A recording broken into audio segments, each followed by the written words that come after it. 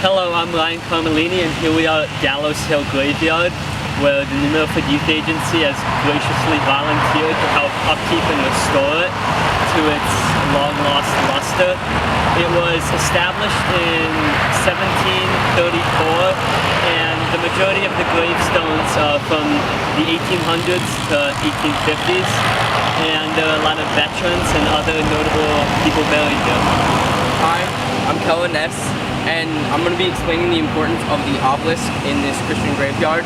The obelisk is originally from Egypt, which has a polytheism way of religion, which has many gods, whereas in Christian religion, there's only monotheism, where there's only one god.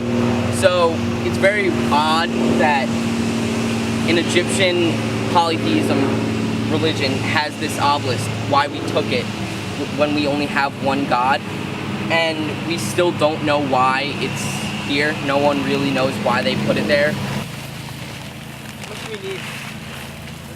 Gallows Hill got its name because of the criminals that were brought here to face justice.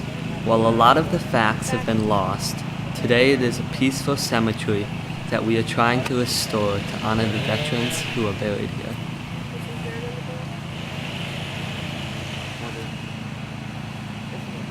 We're not entirely sure, but we're pretty sure that that is the tree that the criminals were hung in.